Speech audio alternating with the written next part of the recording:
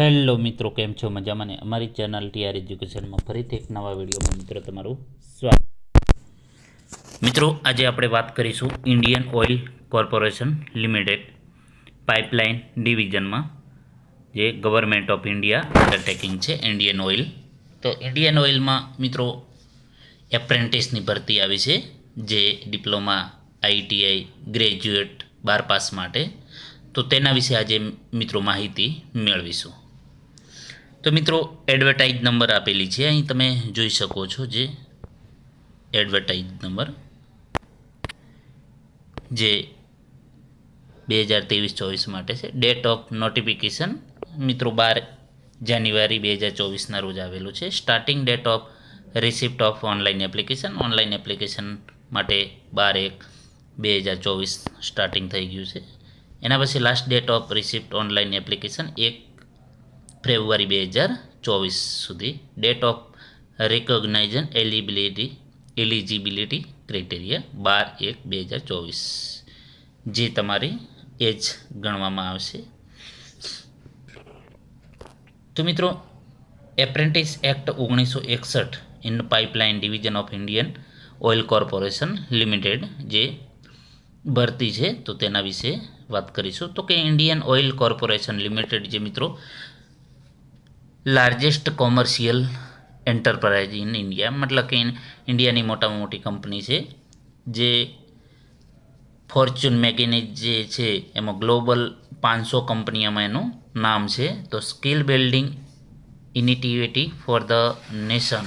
તો એપ્રેન્ટિસ માટેની જે ટેકનિકલ અને નોન ટેકનિકલ ટ્રેડ માટેની જે 5 રિજિયનમાં eastern region pipeline, northern region pipeline, south eastern region pipeline, southern region pipeline અને વેસ્ટર્ન રિજિયન પાઇપલાઇન માટે જે 5 રિજિયન માટેની ભરતી છે એપ્રેન્ટિસ માટેની, ટેકનિકલ અને નોન ટેકનિકલ માટેની. તો application are invited from eligible Indian national meeting the following qualification.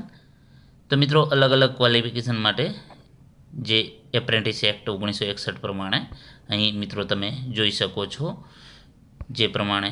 તો કે state, trade, post code, total seat, SC ST OBC, EWS, general, PWD. તો એ પ્રમાણે મિત્રો અહીં તમે જોઈ શકો છો એની સીટો, લોકેશન ક્યાં આપેલું છે, પછી એની સીટો કેટલી છે.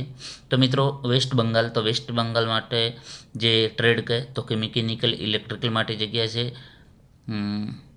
T&I human research, account and finance, data entry operator. તો મિત્રો અહીં તમે જોઈ શકો છો તેના માટેની જે જગ્યાઓ છે જે વેસ્ટ બંગાળ માટે અહીં તમે જોઈ શકો છો આ જગ્યાઓ આપેલી છે જે ટોટલ સીટ છે, અને અહીં તમે રિઝર્વેશન પ્રમાણે આપેલી છે જે તમે જોઈ શકો છો.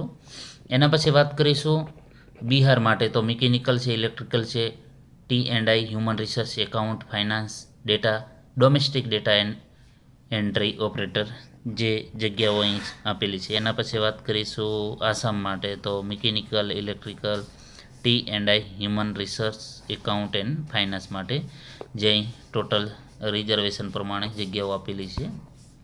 એના પછી વાત કરીશું યુપી માટે મિત્રો અહીં તમે જોઈ શકો છો. એના પછી નોર્થન રિજિયન પાઇપલાઇન. તો હરિયાણા માટે મિકેનિકલ છે, ઇલેક્ટ્રિકલ છે, T&I છે, હ્યુમન રિસોર્સ છે, એકાઉન્ટ છે, ફાઇનાન્સ છે, data entry operator, domestic data entry operator.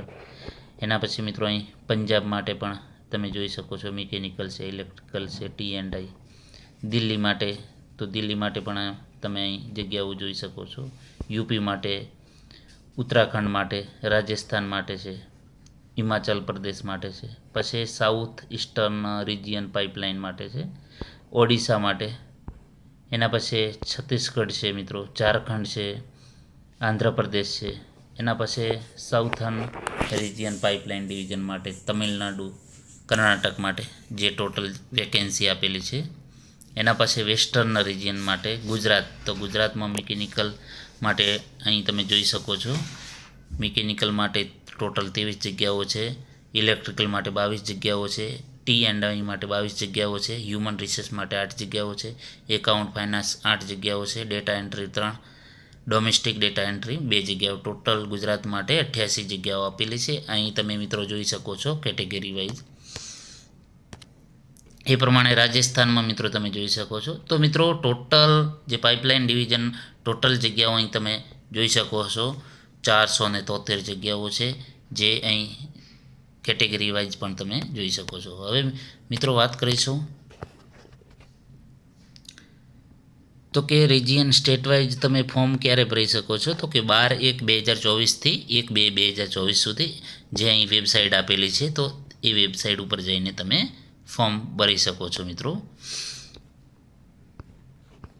મિત્રો ક્વોલિફિકેશન તમે અહીં જોઈ શકો છો. ટેકનિશિયન એપ્રેન્ટિસ જે મિકેનિકલ માટે 3 વર્ષનું ડિપ્લોમા હોવું જોઈએ, અથવા તો કે ITI પછી મિનિમમ 1 વર્ષનું હોવું જોઈએ, જે 10 diploma in any following discipline mechanical અથવા તો ઓટોમોબાઈલમાં જે અહીં આપેલું.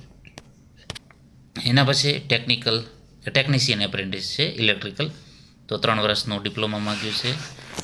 ITI પછીનું પણ હોવું જોઈએ, જે ઇલેક્ટ્રિકલ એન્જિનિયરિંગ, ઇલેક્ટ્રિકલ અને ઇલેક્ટ્રોનિક્સ એન્જિનિયર.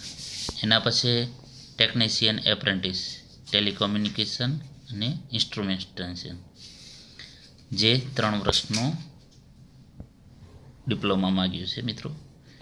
એના પછી વાત કરીશું trade apprentice assistant human research, તો ફૂલ ટાઈમ બેચલર ડિગ્રી એટલે કે ગ્રેજ્યુએશન. એના પછી ટ્રેડ એપ્રેન્ટિસ એકાઉન્ટન્ટ માટે ફૂલ ટાઈમ બેચલર ડિગ્રી, જે ગ્રેજ્યુએશન કોમર્સ લાઇનમાં હોવું જોઈએ. એના પછી ડેટા એન્ટ્રી ઓપરેટર, તો ફ્રેશર એપ્રેન્ટિસ મિનિમમ 12 પાસ માંગ્યું છે અને ગ્રેજ્યુએટથી નીચે હોવું જોઈએ. ડોમેસ્ટિક ડેટા એન્ટ્રી ઓપરેટર, તો સ્કિલ સર્ટિફિકેટ હોલ્ડર, તો મિનિમમ 12 પાસ પરંતુ ગ્રેજ્યુએટથી નીચે હોવું જોઈએ. તો અહીં તમે મિત્રો જોઈ શકો છો જે છે, અને એને ક્રાઇટેરિયા છે 45% મિનિમમ 50% હોવું જોઈએ જનરલ માટે, અને SC ST OBC માટે 45%નું ક્રાઇટેરિયા રાખેલો છે. એના પછી એજ, તો મિત્રો મિનિમમ 18 વર્ષ હોવી જોઈએ અને મેક્સિમમ 24 વર્ષ, જે 12/1/2024 પ્રમાણે હોવી જોઈએ. એપ્રેન્ટિસ માટેનો ટાઈમ, તો કે ટેકનિશિયન એપ્રેન્ટિસ માટે ઇલેક્ટ્રિકલ મિકેનિકલ માટે 12 મહિના છે, ટ્રેડ એપ્રેન્ટિસ માટે એ પણ 12 મંથ છે, ડેટા એન્ટ્રી ઓપરેટર માટે ડેટા ડોમેસ્ટિક એન્ટ્રી માટે 12 મંથ છે. સ્ટાઇપેન્ડ, તો જે એપ્રેન્ટિસ એક્ટ 1961-1973 મુજબ જે કંપનીના ગાઈડલાઇન્સ પ્રમાણે મળવાપાત્ર છે. એના પછી સિલેક્શન પ્રોસેસ કઈ રીતનું છે, તો રિટન ટેસ્ટ લેવામાં આવશે, જે 100 ગુણનું હશે અને દરેકનો 1 માર્ક્સ હશે, નેગેટિવ માર્કિંગ નથી. એના પછી જે એપ્રેન્ટિસ માટે ટેકનિશિયન એપ્રેન્ટિસ માટે 100 માર્ક્સ હશે ઓબ્જેક્ટિવ ટાઈપ, અને 75 માર્ક્સ જે તમારા ડિસિપ્લિન જે છે ડિપ્લોમા લેવલનું, અને 25 માર્ક્સ જનરલ એપ્ટિટ્યૂડ અને રિઝનિંગ, જનરલ ઇંગ્લિશ, ન્યુમેરિકલ અને જનરલ નોલેજ. ટ્રેડ એપ્રેન્ટિસ માટે એકાઉન્ટન્ટ માટે, તો કે 100 ઓબ્જેક્ટિવ ટાઈપના છે, 75 જનરલ એકાઉન્ટ, કોમર્શિયલ અને ફાઇનાન્સ હશે, અને 25 માર્ક્સનું જનરલ.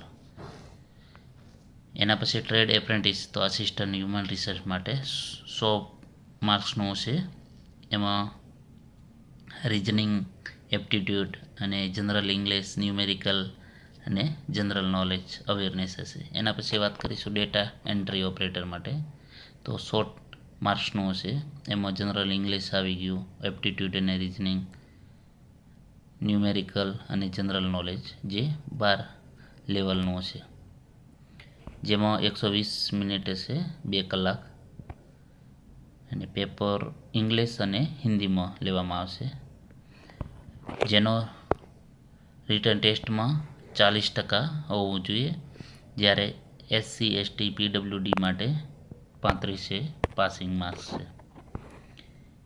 એના પછી મિત્રો વાત કરીશું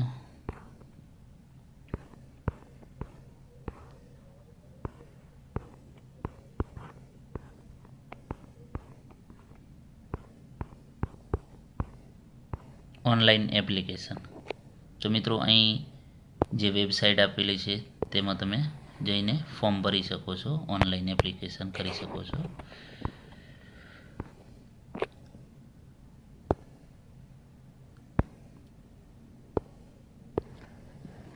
PLPP ઇન્ડિયન ઓઇલ પાઇપલાઇન તેમાં 12/1/2024થી 1/2/2024 સુધી તમે ઓનલાઈન એપ્લિકેશન કરી શકો છો. મિત્રો મહત્ત્વની વેબસાઇટ આપેલી છે, તો અહીં તમે જોઈ શકો છો એની ઈમેલ આઈડી આપેલી છે, તો તેના ઉપર તમે કોઈ પણ માહિતી મેળવી શકો છો. વેરિફિકેશન ડોક્યુમેન્ટ માટે અને કોઈ પણ માહિતી માટે મિત્રો અહીં વેબસાઇટ આપેલી છે. તો મિત્રો ઇમ્પોર્ટન્ટ ડેટ આપેલી છે, તો કે ક્યારે ચાલુ થશે. 12/1/2024થી ફોર્મ ભરવાનું નોટિફિકેશન આવી ગઈ છે.